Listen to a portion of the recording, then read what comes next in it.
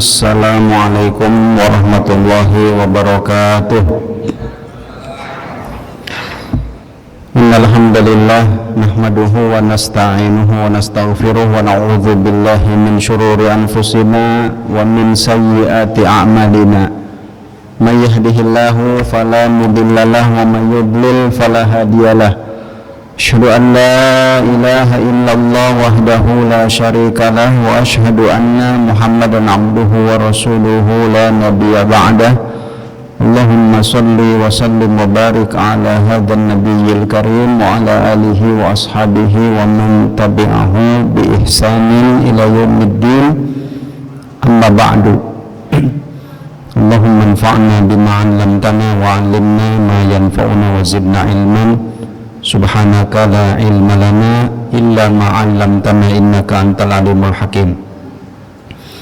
Ikhwatal iman, kaum muslimin wal muslimat, jamaah salat maghrib sekaligus jamaah kajian rutin Masjid Raya Puri Teluk Jambe yang insyaallah dimuliakan Allah Subhanahu wa taala. Di kesempatan perdana ini, kajian rutin kita setelah Lebaran dan setelah bulan Ramadan, mungkin saya terlebih dahulu menyampaikan ucapan taqabbalallahu minna wa minkum siyamana wa siyamakum. Semoga Allah Subhanahu wa taala menerima ibadah saum kita dan ibadah-ibadah yang lainnya selama bulan Ramadan. Mudah-mudahan kita menjadi manusia-manusia yang mendapatkan maghfirah, ampunan dari Allah Subhanahu wa ta'ala. Doa memohon kepada Allah Subhanahu wa ta'ala agar amalan di bulan Ramadan diterima oleh Allah. Kalau dulu para salafus saleh itu sebagaimana diriwayatkan, katanya mereka tidak berhenti berdoa minta amalnya di bulan Ramadan diterima itu sampai 6 bulan, ya, berdoa sampai 6 bulan lamanya. Minta apa? Supaya amalan di bulan Ramadan diterima oleh Allah. Jadi kalau 6 bulan berdoa dari setelah Ramadan itu bulan apa? Syawal kan? Kalau dihitung 6 bulan sampai bulan apa kira-kira? Syawal, Dzulqa'dah, Dzulhijjah, Muharram, Safar, Rabiul Awal. Masya Allah. Sampai bulan Rabiul Awal, para salafus salih dahulu katanya diriwayatkan mereka berdoa minta agar Allah menerima ibadah mereka selama bulan Ramadan. Nanti setelah Rabiul Awal, bulan berikutnya doanya ganti lagi. Apa doanya? Minta dipertemukan kembali dengan bulan suci Ramadan. Jadi 6 bulan setelah Ramadan doanya supaya amalnya diterima oleh Allah. 6 bulan sebelum datangnya Ramadan doanya minta dipertemukan dengan bulan suci Ramadan. Tentu semua itu adalah karena pengetahuan mereka tentang keutamaan bulan Ramadan. Begitu istimewanya, keutamaannya, ya, begitu merindukan, ya, dirindukan, ya, sampai karena mereka paham, mereka mengetahui, ya, sampai Ramadan itu dijadikan titik tolak gitu katakanlah, ya. 1 tahun itu dibagi 2, 6 bulan setelah Ramadan, 6 bulan sebelum Ramadan, ya. Nah tentu kita juga merasakan selama bulan Ramadan bagaimana nikmatnya ibadah, kan? Merasakan, ya, kita merasakan melaksanakan ibadah itu dengan riang gembira gitu lah. Perasaan enak, mudah ya untuk melaksanakan ketaatan kepada Allah Subhanahu wa taala. Itu kita rasakan. Kenapa rahasianya? Rahasianya karena memang hari-hari di bulan Ramadan itu diberkahi oleh Allah Subhanahu wa taala, penuh berkah. Sehingga dengan keberkahan itu, barokah itu kan ziyadatul khair. Barokah itu bertambahnya kebajikan, ya, menetapnya kebaikan pada sesuatu, bertambahnya kebaikan yang berlimpah.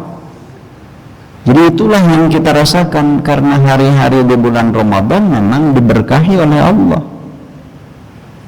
Kemudian juga rahasia yang lainnya adalah karena kita dilatih mengendalikan hawa nafsu di bulan Ramadan. Kita dilatih ya mengendalikan hawa nafsu kita, sehingga ketika hawa nafsu kita mampu kita kendalikan, melaksanakan ibadah itu terasa ringan, terasa nikmat ya. Berarti selama ini yang menghalangi kita untuk rajin beribadah, untuk mudah melaksanakan ketaatan itu tiada lagi selain hawa nafsu kita ya. Jadi hawa nafsu kita lah sesungguhnya yang menjadikan kita kadang malas, yang menjadikan kita kadang sulit, susah, berat untuk melaksanakan ketaatan kepada Allah. Hawa nafsu. Ketika hawa nafsu kita mampu dikendalikan, ternyata melaksanakan ketaatan itu ringan, mudah. Nah, itulah rahasianya. Nah, jemaah sekalian yang dimuliakan Allah Subhanahu wa taala, oleh karena itu barangkali di kesempatan malam hari ini, sebelum ya kita membahas ayat-ayat yang lain ya, ayat-ayat yang kita akan bahas yang berkaitan dengan katakanlah keistiqomahan kita pasca bulan Ramadan ya. Ada dua ayat yang ingin saya sampaikan, yang sama-sama akan kita bahas, yang akan kita kaji pada kesempatan malam hari ini. Yang pertama, ayat yang terdapat di dalam surat An-Nahl ya, surat An-Nahl ayatnya ayat ke-92 ya, surat An-Nahl ayat ke-92. Allah Subhanahu wa taala berfirman, A'udzu billahi minasyaitonir rajim. Wa la takunu kallati naqadat ghazlaha min ba'di quwwatin ankatha tattakhiduna aymanakum dakhalan bainakum an takuna ummatun hiya arba min ummah innama yabluukumullahu bih wa la yubayyinanna lakum yawmal qiyamati ma kuntum fihi takhtalifun. Surat An-Nahl ayat 92. Ayat ini jamaah sekalian yang dimuliakan Allah Subhanahu wa taala seringkali diungkapkan kepada seseorang yang melakukan satu perbuatan tapi sia-sia, tidak mendapatkan hasil dari apa yang dilakukannya, sehingga seringkali ya, pesan setelah bulan Ramadan ini kita seringkali diingatkan dengan ayat ini ya. Ayat ini mengatakan wala takunu kallati naqadat ghazlaha, janganlah kalian seperti wanita yang mengurai kembali hasil tenunannya min ba'di quwwatin ankatha, setelah ya, sebelumnya capek menenun, ya, lalu hasil tenunan tersebut diurai kembali. Ya, konon katanya di zaman jahiliyah ada seorang wanita, ya, yang patah hati, ya, kemudian dia setiap hari menyuruh, ya, para gadis untuk menyulam, menenun, dan itu dia gaji, dia bayar. Nanti di malam hari setelah tenunannya selesai, diurai kembali benang-benang yang sudah ditenun itu. Besoknya diulang lagi seperti itu, ya. Jadi ini sebuah ilustrasi, gambaran terhadap orang yang melakukan sesuatu namun tidak ada hasilnya, kira-kira cuma menghabiskan waktu, gak ada hasil, ya. Nah, ini menjadi peringatan bagi kita. Selepas bulan Ramadan ini, kita jangan seperti wanita yang menenun, capek-capek sudah menenun, hasilnya sudah jadi, lalu diurai lagi gitu, ya, diurai kembali, ya. Jangan sampai seperti itu.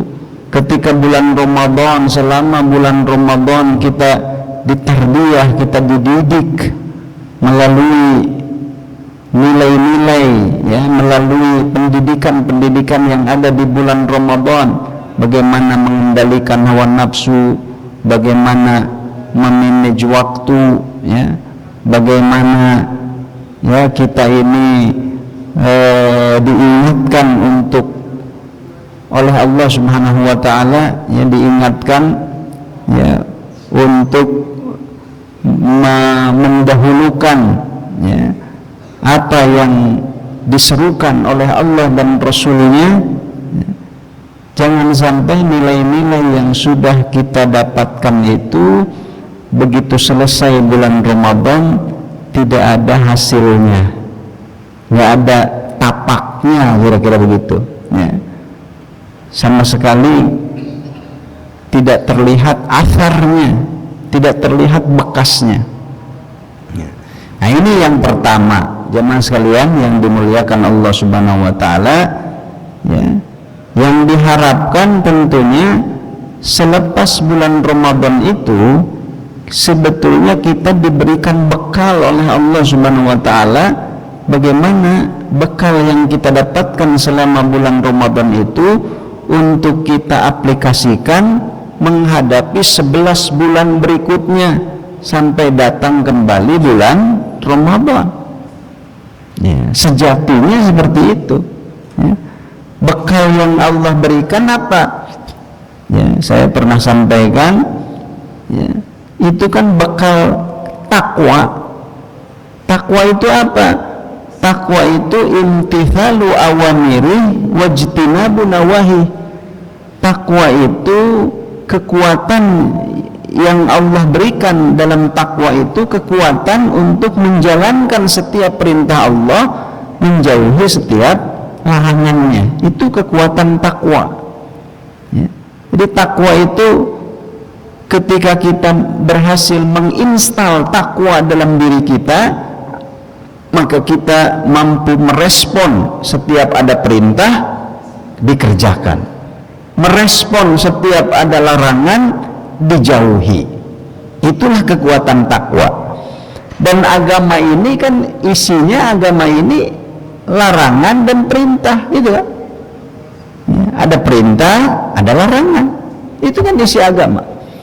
Jadi kita di bulan Ramadan dibekali ketakwaan ini, ya, untuk menghadapi 11 bulan berikutnya.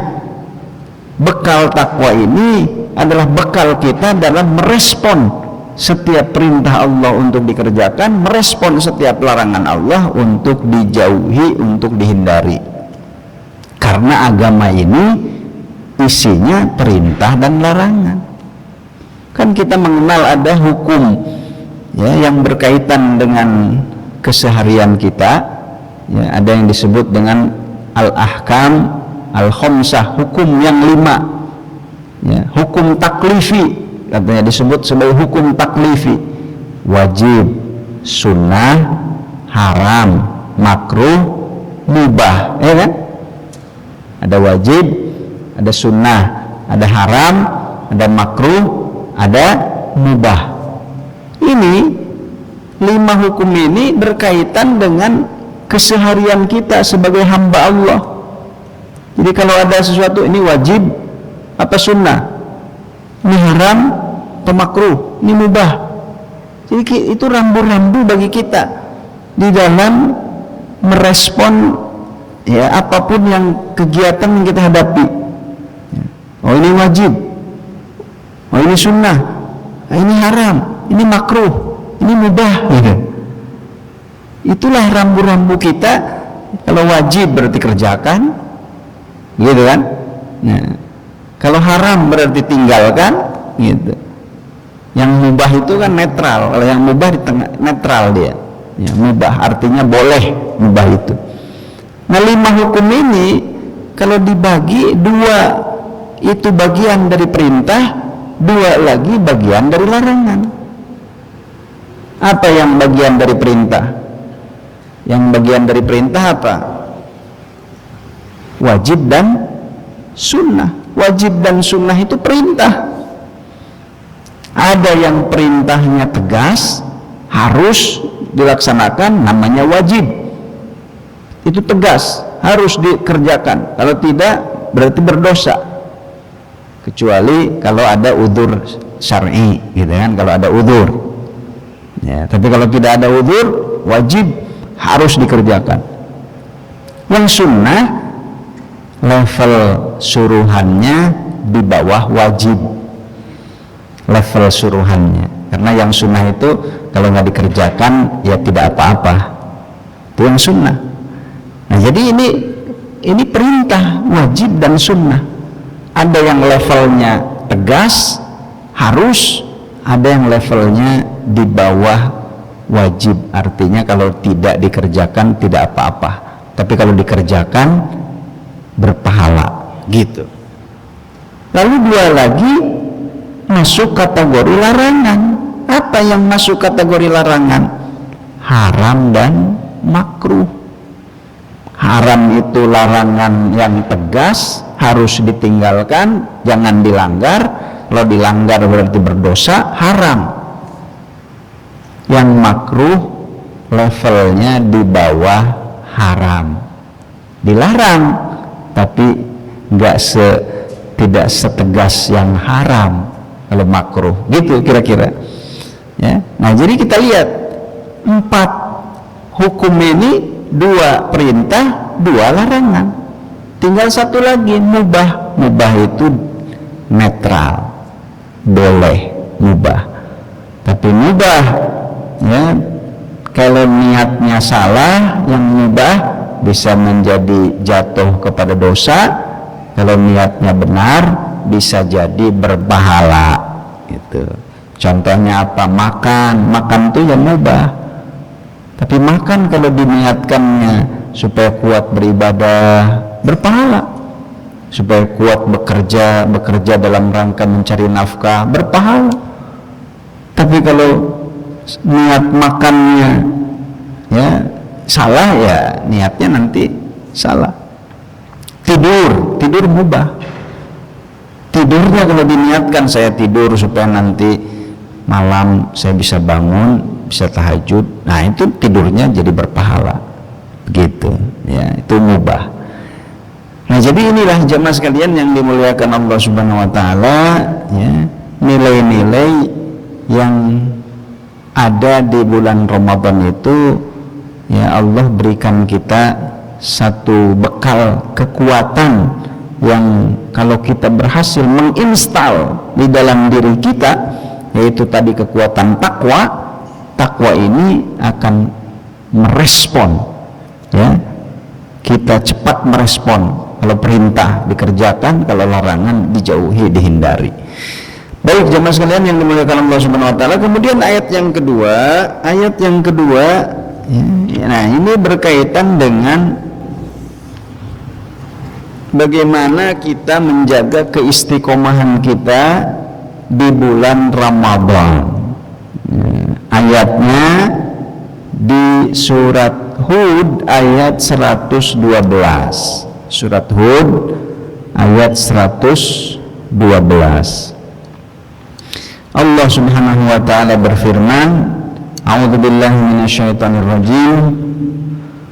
Fastaqim kama umirta wa man taba ma'aka wa la tatghaw innahu bima ta'maluna basir. Surat Hud ayat 112. Firman Allah, fastaqim kama umirta, maka istiqomahlah engkau hai Muhammad, kama umirta, sebagaimana engkau telah diperintahkan. Wa man taba ma'aka, dan orang-orang yang bertaubat bersamamu, para sahabat, orang-orang yang bertaubat bersamamu istiqomah juga. Wala tatghaw, dan jangan melampaui batas.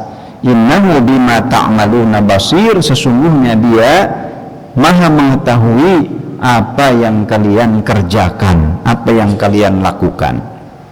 Jamaah sekalian yang dimuliakan Allah Subhanahu wa taala, sebelum menguraikan tadabbur ayat ini, ada komentar menarik dari Ibnu Abbas ketika mengomentari ayat ini. Silakan bisa dilihat nanti di dalam tafsirnya, ya. Ibnu Abbas memberikan komentar ayat ini. Kata Ibnu Abbas, tidak ada satu ayat yang diturunkan kepada Rasulullah Shallallahu Alaihi Wasallam yang lebih dahsyat dan lebih berat dirasakan oleh Nabi selain ayat ini. Jadi ayat ini ketika turun, Rasulullah SAW merasakan berat, ya, dengan ayat ini. Bahkan kata Ibnu Abbas, sampai-sampai Nabi ketika ditanya oleh para sahabat, ya, saat rambut Nabi terlihat ubannya semakin banyak, laqad asra'a ilaika syaibu alaika syaibu ya Rasulullah. Para sahabat mengatakan kepada Nabi, ya Rasulullah, rambutmu terlihat sekarang cepat beruban, cepat memutih. Nabi menjawab seperti ini, syayyabatni Hud wa akhawatuha. Kata Nabi, telah membuat rambutku cepat beruban surat Hud ini, ayat ini, wa akhawatuha, dan saudara-saudaranya surat Hud. Apa yang dimaksud saudara-saudaranya surat Hud? Dalam riwayat lain disebutkan ada 4 surat yang disebut sebagai saudara-saudaranya surat Hud. Apa itu? Surat Al-Waqi'ah, surat Al-Mursalat, surat An-Naba, dan surat At-Takwir. Itu yang disebut dengan saudara-saudara surat Hud. Surat-surat inilah yang telah menjadikan rambut Nabi cepat beruban, ya. 4 surat, Al-Waqi'ah, Al-Mursalat, An-Naba, dan At-Takwir, kalau kita baca, ini semua surat-surat yang bercerita tentang hari kiamat, tentang hari kebangkitan. Surat Al-Waqi'ah, Al-Waqi'ah itu hari kiamat, nama lain dari hari kiamat disebut Al-Waqi'ah. Cerita tentang hari kiamat dan hari akhir, ya, surga neraka, orang-orang yang ashabul yamin, ashabus shimal, gitu kan?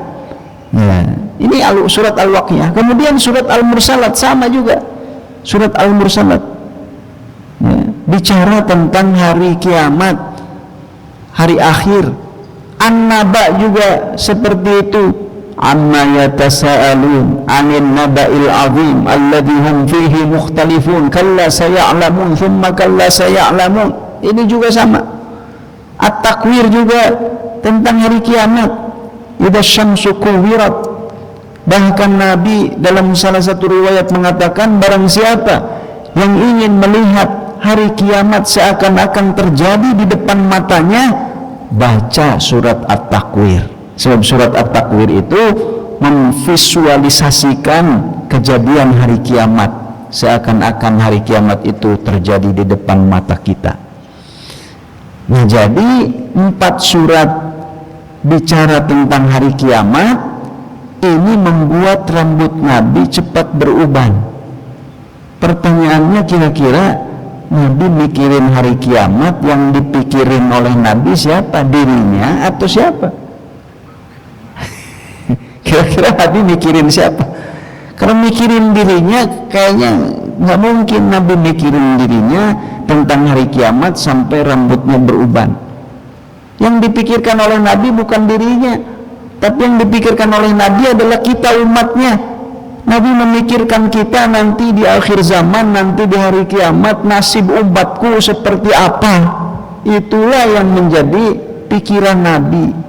Sehingga Nabi ketika menjelang wafat kan yang senantiasa diucapkan oleh beliau kalimat-kalimat terakhir itu ummati, ummati, ummati, umatku, umatku, umatku.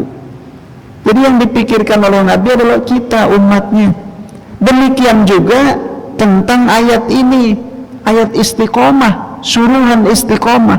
Yang dipikirkan oleh Nabi bukan dirinya, karena dirinya dengan istiqomah sudah nggak ada, sudah selesai. Ya. Jadi siapa yang dipikirkan? Sama juga yang dipikirkan adalah kita, umatnya. Kira-kira nanti di akhir zaman, apakah umatku ini masih ada yang istiqomah, masih ada yang berpegang dengan risalah yang aku bawa? Gitu kira-kira Nabi memikirkan itu. Nah, jadi jemaah sekalian yang dimuliakan Allah Subhanahu wa taala, sekarang mari kita lihat ya. Di ayat ini Allah Subhanahu wa taala melalui ayat ini menyampaikan kepada kita, kalau kita tadabburi, ada 3 pilar istiqomah ya, yang kita temukan dalam ayat ini. Istiqomah itu ada pilarnya, ada penyangganya, supaya kokoh keistiqomahan kita ya. Maka kita perhatikan pilar-pilarnya. Apa pilar istiqomah menurut ayat ini? Yang pertama, fastaqim kama umirta. Dari potongan ayat ini kita mengambil satu pesan, bahwa istiqomah itu harus berbasis ilmu. Fastaqim kama umirta. Nabi diperintahkan istiqomah itu sebagaimana yang sudah diperintahkan kepadamu. Ya, istiqomah seperti yang sudah diperintahkan. Jadi sesuai dengan ilmunya. Ada ilmunya istiqomah itu. Ya, kalau mau istiqomah, perkuat ilmu. Dan kita bisa membandingkan, kira-kira orang yang berpegang teguh dengan sesuatu cuma ikut-ikutan, mana yang lebih pegangannya lebih kokoh? Orang yang mengikuti sesuatu, berpegang pada sesuatu tapi cuma ikut-ikutan, atau yang berpegang dengan sesuatu karena berdasarkan ilmu? Mana kira-kira yang akan teguh? Ya, mana yang lebih teguh? Yang karena ikut-ikutan atau yang karena ilmu? Tentu yang berdasarkan ilmu, dia akan berpegang teguh dengan sesuatu jauh lebih kokoh, jauh lebih kuat daripada yang ikut-ikutan. Nah, inilah yang pertama. Istiqomah itu berbasis ilmu pengetahuan. Orang yang mengetahui keutamaan Ramadan, dia akan rindu bertemu kembali dengan bulan Ramadan. Orang yang tidak memiliki pengetahuan itu dan tidak menyadari, ya, kalau Ramadan itu sesuatu yang penting, dia cuek aja, acuh aja dengan bulan Ramadan. Begitu, ya. Jadi penting ilmu itu. Kalau mau istiqomah, bekali diri dengan ilmu. Sebab istiqomah harus berbasis ilmu. Yang kedua, jemaah sekalian, wa man taba ma'aka, dan orang-orang yang bertaubat bersamamu, istiqomahlah juga. Selain Nabi, para sahabat juga yang bertobat bersama Nabi disuruh juga istiqomah. ayat ini, potongan ayat ini memberikan pesan kepada kita, pilar istiqomah yang kedua itu, istiqomah itu berbasis jamaah. Perhatikan, istiqomah itu berbasis jamaah. Kita ini kalau mau istiqomahnya kuat, bareng-bareng, bersama-sama. Jangan istiqomah cuma sendirian, berat. Kalau istiqomah sendirian berat, ya. Mana yang lebih ringan kita lakukan? Kita beristiqomah bareng-bareng atau istiqomah sendirian? Mana yang berat? Istiqomah sendirian berat. Bareng-bareng akan merasakan ringan, ya, karena ada teman, gitu. Nah, ini pilar kedua istiqomah. Istiqomah berbasis jamaah. Makanya di bulan Ramadan, kenapa bulan Ramadan itu, ya, kaum muslimin serempak melaksanakan taraweh berjamaah sekeluarga, ya, datang ke masjid. Jarang-jarang di luar bulan Ramadan itu sulit dilakukan, sulit dilakukan. Kira-kira apa rahasianya? Karena dilakukan secara berjamaah, sama-sama, bareng-bareng, ya. Perintah saum itu ketika diwajibkan, semua umat Islam di seluruh penjuru dunia melakukan hal yang sama. Mereka saum semuanya, mereka menjalankan tarawih semuanya, sehingga mudah, ya, ketika dilakukan berjamaah. Nah, sekarang juga kan banyak, ya, komunitas-komunitas untuk bareng-bareng istiqomah. Kalau mau istiqomah baca Quran, ada komunitas one day one juz, gitu kan. Nah, kalau bareng gabung sama komunitas itu, kita merasa ada teman, ya, dan diingatkan, sehingga, ya, semacam setengah kepaksa, tapi karena ada teman menjadi ringan. Ada komunitas tahajud bareng, gitu kan. Nah, itu semua menunjukkan bahwa ternyata dengan bersama-sama, dengan berjamaah, istiqomah itu menjadi ringan, karena memang pilar istiqomah itu berbasis jamaah. Dan yang ketiga, jamaah sekalian yang dimuliakan Allah Subhanahu wa taala, yang ketiga, wala tatghaw. Dalam tafsir disebutkan wala tatghaw itu wala tajawazu, jangan melampaui batas. Pilar istiqomah yang terakhir adalah tetap menjaga keseimbangan, tetap menjaga tawazun, ya, tidak berlebih-lebihan. Bahwa badan kita punya hak, mata kita punya hak, keluarga kita punya hak. Nabi, ya, menegur orang, ya, yang meninggalkan keluarganya hanya karena ingin fokus beribadah. Kata Nabi, keluargamu juga punya hak. Nabi pernah menegur, ada ketika di masjid, ya, ditemukan di masjid itu banyak tali. Jadi Nabi satu ketika heran, ini kok di masjid banyak tali. Ditanya, ini bekas apa? Oh, tadi malam si fulan sholat tahajud, karena ngantuk dia bikin tali. Talinya dipakai buat ini pegangan supaya enggak jatuh. Kata Nabi, ya Allah, kok sampai seperti itu? Kalau ngantuk tidur, kata Nabi, karena mata juga punya hak. Ya, kalau ngantuk tidur dulu, ya. Sehingga Nabi pernah juga menegur 3 orang. Ada 3 orang sahabat yang ketika mendengar ibadah Nabi begitu luar biasa, mereka termotivasi, ya. Dari sisi mereka termotivasi kan bagus, mendengar ibadah Nabi begini, akhirnya mereka termotivasi. Dari sisi itu bagus, sesuatu yang positif. Tapi ketika kemudian salah di dalam menerapkannya, ya, menjadi berlebih-lebihan, Nabi tegur. Karena Nabi tidak ingin ada ruang-ruang yang kemudian menjadikan seseorang itu berlebih-lebihan dalam sesuatu. Sehingga ketika 3 orang ini, yang pertama ada yang mengatakan, kalau begitu saya mau sholat malam terus. Yang satu lagi mengatakan, kalau begitu saya mau saum tiap hari terus, saya mau saum sepanjang zaman, saya mau saum terus. Yang satu lagi lebih parah, dia mengatakan kalau begitu saya tidak akan menikah, saya mau ibadah aja. Nah ini kan lebih parahnya apa? Dianggap kalau mau ibadah bagus nggak usah nikah gitu kan. Ini kan persepsi yang salah. Dikira nikah itu bukan ibadah, dikira nikah itu menghalangi ibadah, padahal nikah itu adalah juga ibadah. Nikah itu bahkan ibadah yang paling panjang itu menikah, Pak. Ibadah paling panjang menikah, ya. Dari mulai kita akad sampai kapan? Ya sampai awet, kalau sampai meninggal ya berarti sampai meninggal. Kira-kira kalau sholat itu takbiratul ihram Allahu Akbar, lalu selesainya salam assalamualaikum. Kalau nikah akadnya itulah takbiratul ihramnya. Ketika kita akad itu takbiratul ihramnya. Lalu kapan salamnya? Ya sampai meninggal. Kalau langgeng kan sampai meninggal, sampai wafat. Kan ibadah yang panjang, gitu kan? Ibadah yang panjang. Jadi ketika ada mengatakan kalau begitu saya tidak akan menikah, saya mau fokus ibadah.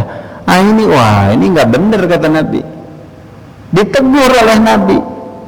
Kepada yang pertama kata Nabi, aku ketahuilah, aku ini orang yang paling bertakwa di antara kalian. Nggak ada yang melebihi ketakwaannya daripadaku. Tapi aku sholat malam dan aku juga tidur. Aku berpuasa dan aku juga berbuka. Dan aku menikah. Nikah itu sunnahku. Barang siapa yang membenci sunnahku, maka dia bukan termasuk golonganku. Ini dikatakan oleh Nabi sebagai teguran untuk menutup ruang seseorang berlebih-lebihan. Karena Islam itu mengajarkan apa? Tawassut, ya, pertengahan, ya. Islam itu mengajarkan menjaga hak, ya kan? Keluarga punya hak, badan kita punya hak, ya, itu lebih penting. Jadi jamaah sekalian, 3 pilar istiqomah ini yang terdapat di dalam surat Hud mudah-mudahan menjadi bekal kita di dalam menjaga nilai-nilai Ramadan. Kita jaga menjadi bekal kita menghadapi 11 bulan berikutnya. Perkuat ilmu, karena istiqomah itu harus berbasis ilmu. Yang kedua, jamaah, ya, istiqomah itu berbasis jamaah. Dan yang ketiga, tetap tidak berlebih-lebihan. Dan ini kembali kepada bekal ilmu. Kalau pakai ilmu, insya Allah tidak akan terjerumus kepada sikap berlebih-lebihan. Demikian yang dapat disampaikan, lebih kurangnya mohon maaf. Aku qouli hadza wa astaghfirullahal azim li wa lakum. Wassalamualaikum warahmatullahi wabarakatuh.